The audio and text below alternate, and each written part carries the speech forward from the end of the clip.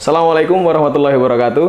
Halo rekan Menko, gimana nih kabarnya hari ini? Wah, kita sekarang bertemu kembali dengan salah satu narasumber terhebat kita, yaitu Pak Nurholis.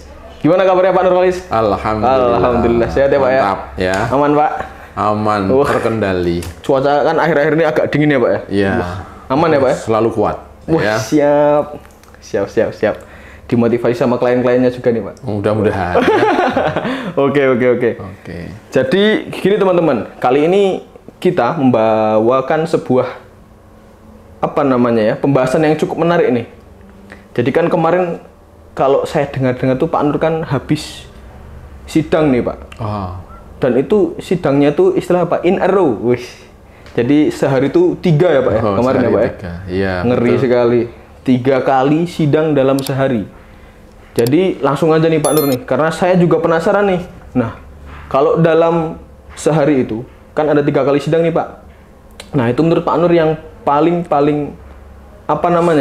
yang paling ya nominalnya paling gede lah Pak, itulah istilahnya, nggak paling gampang lah untuk nominal kasusnya. Yang paling signifikan yang mana gitu. Ya, kalau kita sih melihat sidang itu nggak lihat nominal. Oh gitu ya Pak? Sebetulnya ya. Tapi kita concern ke kasusnya. Oke. Ada kasus ringan, kasus sedang, kasus berat. Ya. Ada kasus berat tapi nilainya kecil.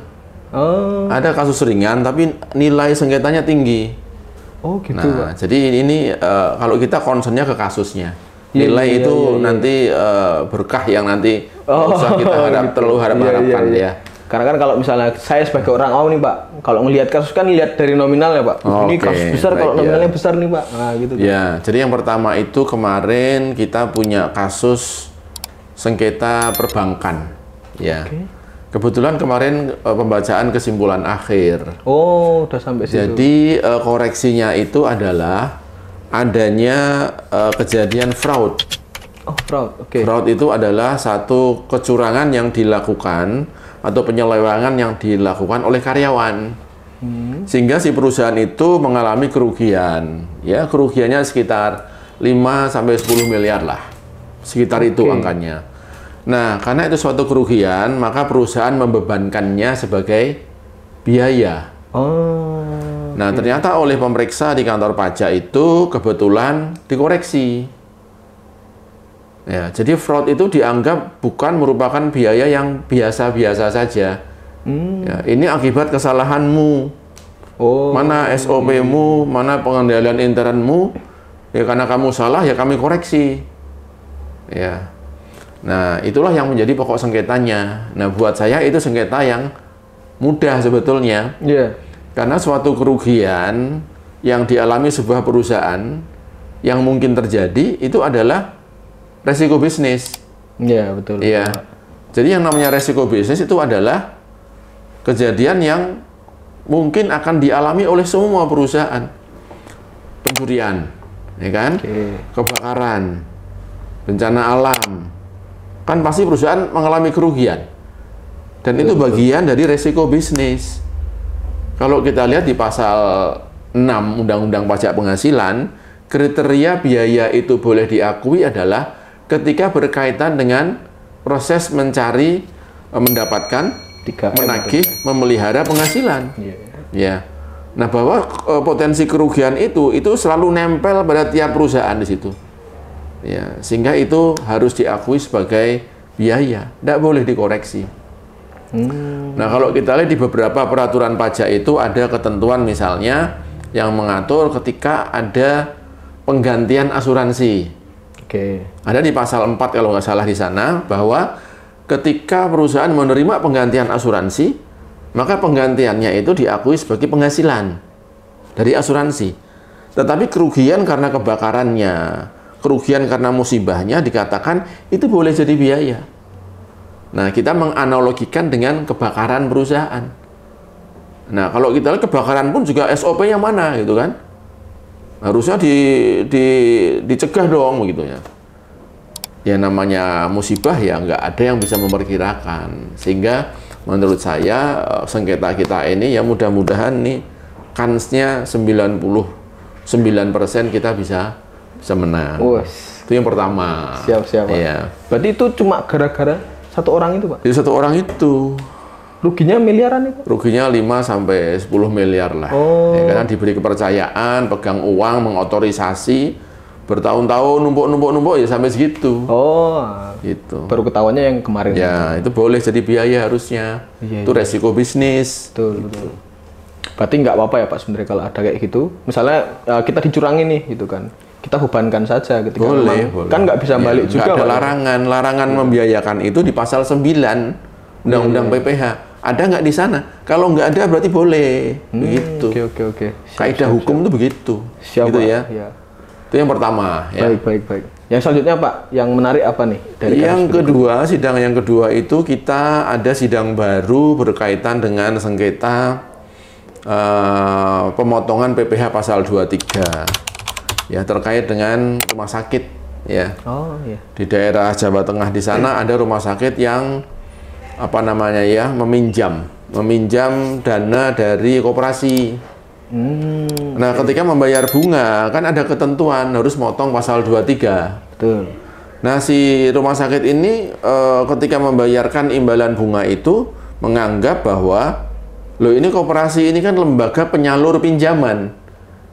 Dilihat di Undang-Undang Pajak di pasal 23 mengatakan dikecualikan dari pemotongan PPh pasal 23 itu adalah bunga yang dibayarkan atau terutang kepada bank yang pertama. Yang kedua, bunga yang dibayarkan atau terutang kepada lembaga penyalur pinjaman.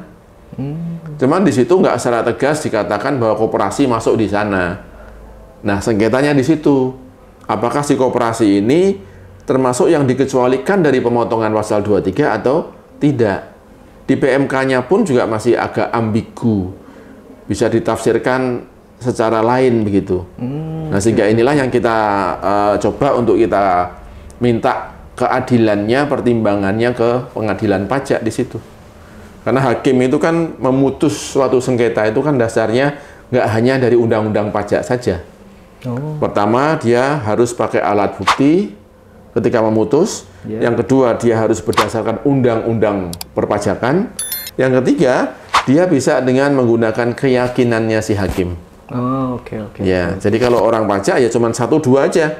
Alat bukti, sama peraturan. Tapi kalau hakim dia boleh pakai yang satu lagi ini. Ya. Ketika dua ini masih ada keraguan secara tafsir di aturan undang-undang pajak kita, hakim bisa menggunakan keyakinannya beliau. Ya, mudah-mudahan wajib pajak bisa tertolong dengan poin yang ketiga ini. Oke. Ini kasus yang menarik ini. Ya, menarik. Itu dia berarti nggak motong ya Pak ya? Dia nggak motong PPh pasal 23. Lama sekali ya, ya, bertahun-tahun ya, bertahun-tahun. Berarti itu ada chance, maksudnya ada salah penafsiran berarti di situ. Ya, ada salah tafsir. Salah tafsir dari mereka mungkin ya. Ya, bisa dari mereka atau dari kantor pajak juga bisa begitu. Ya. Tapi ada nggak sih Pak? Kalau misalnya nih kita kan kalau misalnya mau menafsirkan sebuah undang-undang, kalau untuk orang awam nih yang belum tahu kan, ketika baca kan kita baca secara gamblang saja. Walaupun kan pasti ada makna.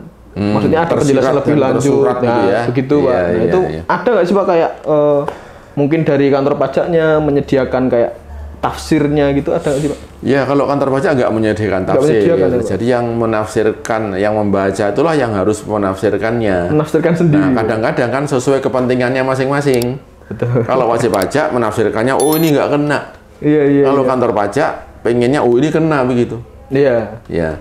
Jadi ilmu tafsir itu kan ada metode ya, bagaimana menafsirkan sebuah aturan.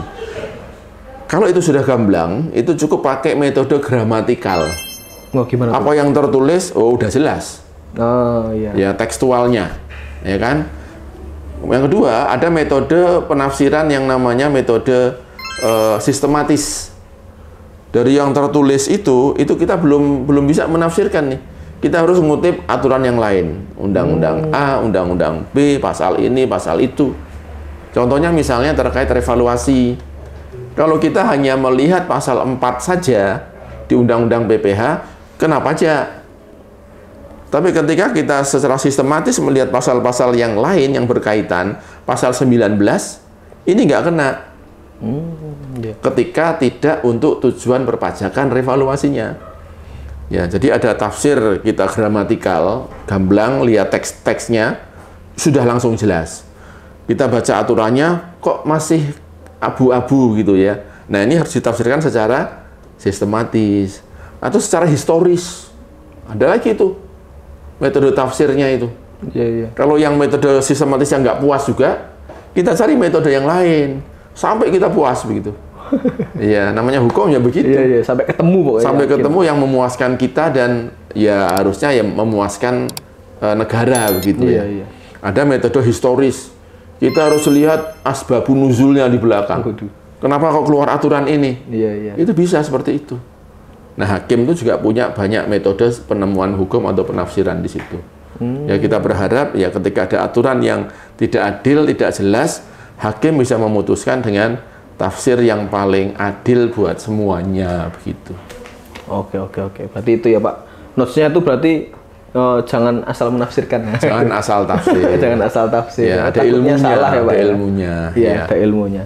Kalau kasus yang ketiga nih, Pak, ya. Yang ketiga tuh. Yang sidangnya tentang ketiga, apa, Pak? jadi kita kemarin nomor 1 ya kan jam 9 sudah Iya. masuk. Nomor 2 jam setengah 2. Wah, Nah, ya. Nomor 3 jam setengah 3. wah, padat sekali. Ya. Jadi lumayan kita bisa makan siang, tidur siang juga di situ, Mas. Nunggu, Iya, nunggu giliran. Nah, yang ketiga case-nya juga masih di rumah sakit. Oh, iya. Ini kasus klasik ya. Jadi ketika di rumah sakit itu hampir pasti ada sengketa terkait PPN. Tuh. Ya, di PPN itu di sana ada pembelian obat yang peruntukannya itu ada yang terutang PPN, ada yang tidak terutang PPN. terutang. Maka cara mengkreditkannya ini harus pakai pedoman pengkreditan. Ada PMK 78 di situ. Ya, di tahun 2009 atau 10 ya di situ. Nah, itu pakai proporsi. Nah, proporsi itulah yang jadi sengketa kita. Kalau menurut kita, proporsinya adalah penyerahan obat rawat jalan, yang terutang kan rawat jalan nih, Iya. dibagi dengan penyerahan obat rawat jalan dan rawat inap. Jadi obat dibagi obat, Oh, lalu dikali PM-nya obat. Gitu. Nah, kalau yang pemeriksanya pajak ini kebetulan penyerahan rawat jalan obat dibagi semua penyerahan di rumah sakit, Waduh. termasuk yang jasa medis. iya, iya, iya. Dikalikannya pajak masukannya obat, kan nggak adil. Oh, Ketika yang berarti ya? ketika yang dijadikan pengali itu obat, maka ini proporsinya harus obat semuanya. Nggak boleh ada yang jasa medis itu. Ya, betul. Kebetulan hakimnya kelihatannya memang lebih condong ke pendapat kita. Yakin? Yang pertama, Iya. ya harus yakin, ya kan? Harus yakin gitu ya. Iya, iya, iya. Nah, yang kedua ada sengketa tentang obat yang diserahkan di instalasi gawat darurat UGD. Oke. Nah, obat yang di UGD bagaimana perlakuannya? Karena yang diaturan kan rawat jalan, rawat inap. Iya. Rawat jalan terutang PPN, rawat inap tidak terutang. terutang. Nah, UGD itu gimana? Ke kanan atau ke kiri? Kalau kita nafsirkannya sembarangan, ya kita pengennya nggak kena. Iya. Ikutnya rawat inap, itu nggak kena kan? Kalau orang pajaknya pengennya kena. Oh, itu rawat jalan itu. Nah, kita menyampaikan ke hakim, Pak Hakim, jadi instalasi gawat darurat itu terpisah dari dua-duanya. Kita kutipkan waktu itu undang-undang tentang rumah sakit. Di sana dikatakan rumah sakit itu adalah tempat yang menyediakan layanan pengobatan secara paripurna yang isinya adalah instalasi rawat jalan, rawat inap, dan dan UGD. Rawat inap, rawat jalan, dan UGD. Oke. Ini 3 yang terpisah. Lalu kita mengutip ada aturan SE 06 tahun lama 2006 atau 2005 di sana mengatakan bahwa dia mengacu juga undang-undang rumah sakit bahwa rumah sakit adalah instalasi rawat jalan, rawat inap, dan UGD. Iya. Lalu di ujungnya ada kesimpulan, yang terutang PPN itu hanya rawat jalan saja. Berarti rawat inap dikecualikan, UGD juga dikecualikan. Jadi penegasannya sudah jelas sebetulnya. Tapi kemarin pemeriksa mengatakan UGD itu ya rawat jalan. Gitu. Nah, ini ya mudah-mudahan sih hakim condong ke kita juga. Gitu. Karena kita punya dasar. Kita pakai undang-undang rumah sakit. Kita nggak pakai undang-undang pajak. Undang-undang rumah sakit kita ambil. Dan di situ ternyata sesuai dengan penegasan yang dibuat oleh kantor pajak di surat edaran Dirjen Pajak. Bahwasannya UGD itu Ya, di luar berarti ya. di luar dua-duanya ini. Oh, Dan ketika menyimpulkan yang terutang adalah rawat jalan saja. rawat jalan saja. UGD berarti enggak ya, Pak? Udah nggak disebut, berarti nggak terutang gitu. Oh. Gitu. Berarti kalau misalnya nih Pak, kalau kita datang ke rumah sakit nih, kan kadang saya juga pernah itu minta infus Pak ke UGD. Minta Pak. infus ke UGD.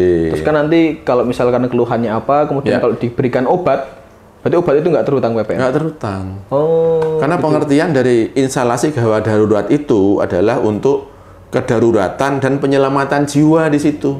Oh. Jadi orang datang itu untuk beli obat. Kalau di aturan tentang kenapa rawat jalan itu dikenai PPN, karena tempat penyerahannya dipersamakan dengan apotek.